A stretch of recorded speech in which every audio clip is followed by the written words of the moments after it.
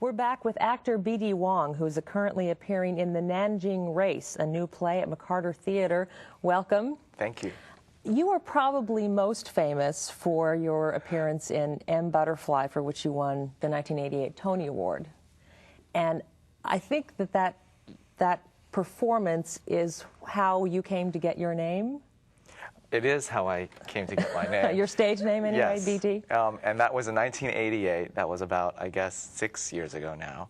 And I had a different name before that. And the producers asked my agent at the time that I was about to sign the contract if I would think about taking the gender out of my name for the program. Okay, now for those who don't know, M. Butterfly, this is a play about... This is a play about a French diplomat who fell in love with a Chinese opera singer and had an affair with her for 20 years and told her all of these wonderful state secrets, and then found out at a trial after he was arrested for espionage that she was not only a spy but a man. That's the short synopsis of the story.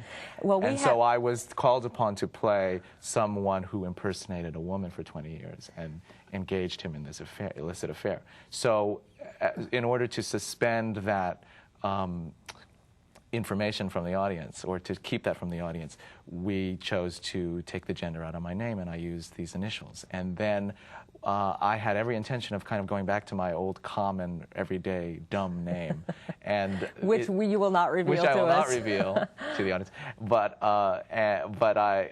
the name stuck, and I went through a very frustrating period of time where I kind of had two names, and I was very frustrated by that. So I have stuck with this new name, which I love very much. It's my dad's nickname. Okay.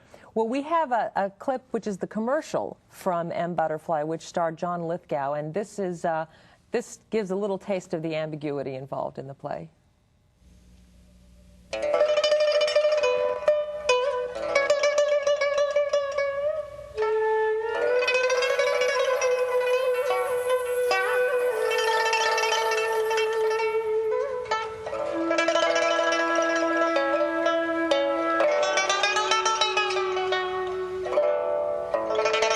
M. Butterfly, the perfect woman. At the Eugene O'Neill Theater.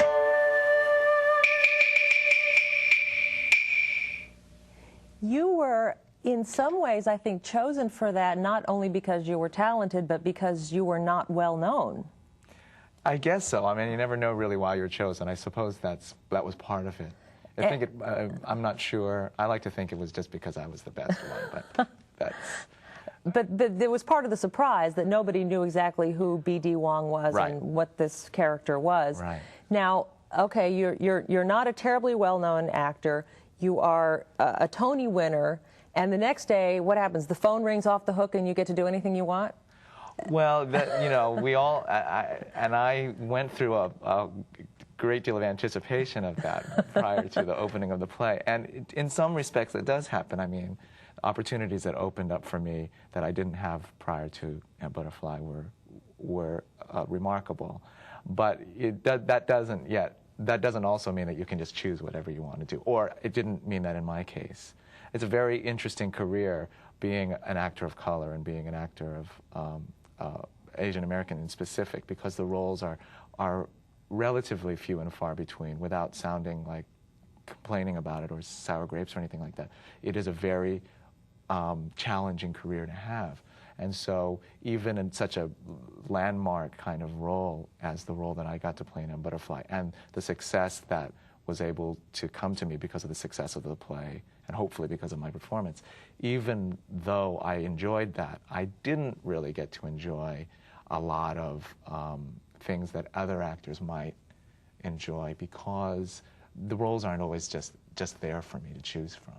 Well, which leads me to ask about the Miss Saigon controversy. I mean, that's another case where your name comes up in the Nexus files, because you led you were one of the spokesmen who was involved in trying to, let me see if I can get the facts straight. Miss Saigon, the musical, was to come to America with Jonathan Pryce in the leading role of the Eurasian, and Actors Equity said, no, Jonathan Pryce can't play the role here, and you were involved in trying to make sure that an Asian was cast in that role, correct? Well, yeah, I mean, I was involved in supporting Equity in its decision. Equity was the one who held the card which allowed him to have the visa to come here. They described the role as the role of a Eurasian pimp, although the role was clearly a Vietnamese man. That's a different issue. I was there to support that. I was one of many people who supported that. I was probably the most well-known Asian American actor who did support that, and so I was chosen and described as the leader, which I don't hedge from at all. But there were many people that were involved. Right, and then Cameron McIntosh threatened to cancel the entire production. Right. And Jonathan Pryce ultimately ended up playing the role. Right. Now, do you feel that you accomplished what you needed to accomplish, or are you disappointed in the way it turned out? Well, I was disappointed in the way that people behaved, definitely, because people behaved with a great deal of lack of understanding of what it was that we were talking about. And we were talking about very, very serious and real things. We weren't talking about things that were just about, oh, we wanted people to be sensitive or a politically correct kind of thing, and it was the 90s and all of that. We were talking about things that were really issues within our community, or issues within the arts community, issues of minority employment and all of that kind of thing. So I was a little disappointed with the way people behaved in response to that. There was like an actual backlash. However, ultimately, it's years and years later, things have really proven to have changed as a result of that catalytic event. I mean, it was a really kind of a landmark political event in the theater. And as a result, even in specific to Miss Saigon, all of the roles in Miss Saigon subsequent to Jonathan Pryce leaving the play were cast with Asian American actors or Asian actors. And that is really something that would never have happened if the protest did not occur. I mean, they really seem to have process some kind of information which allowed them to recast the play with people of color, and that was really important to us. You are now in a new play at McCarter Theater called The Nanjing Race by Reggie Chong-Lin. Reggie Chong-Lin. Chong-Lin. And this is his first play? Apparently it is his first play, which is really remarkable because it's a wonderful play. And we have a clip from it. Oh, okay. So why don't you set up the clip, and in doing so kind of set up the play and what role you play in it. Absolutely. The play is a wonderful new play about 3 men in a Chinese hotel in the city of Nanjing. And one of them is a Japanese-American businessman, and he encounters 2 floor boys. I play one of those floor boys. And the play is about a lot of different things, including aspiring to something that one doesn't have. And so this play is you'll see a little bit of All right, in this first scene, you're the floor boy, you're unpacking for the businessman, yes, and he's in the bathroom shaving. He's in the bathroom shaving. Okay, I don't think you'll see him, but all right, that's well, what's happening. Let's see it, and then we can talk about what we see. Great.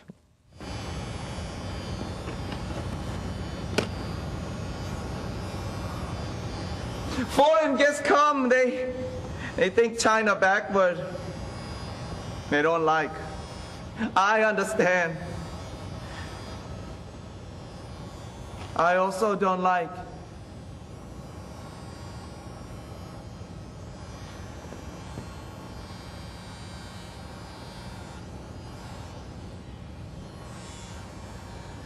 So many years of shame and standstill, our minds turn to stone. Now they let us say what we want, but what good is saying? We have to act.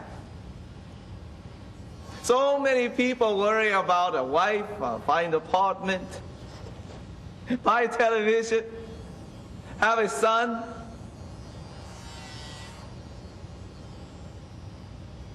You married?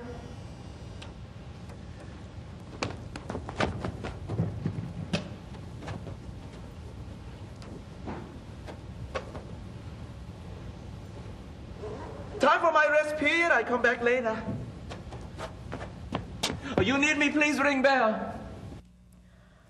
Your character is desperate to get out of China. Yes, the play is a lot about, you know, what it means to wish for material things, and he seems to be very materialistic. He wants to get out of China to go to America. He's looking for a sponsor to take him there. It's really a wonderful play about the relationships between 3 men, and it's very, very brave and new, and I'm I haven't been as excited about a play in a long time.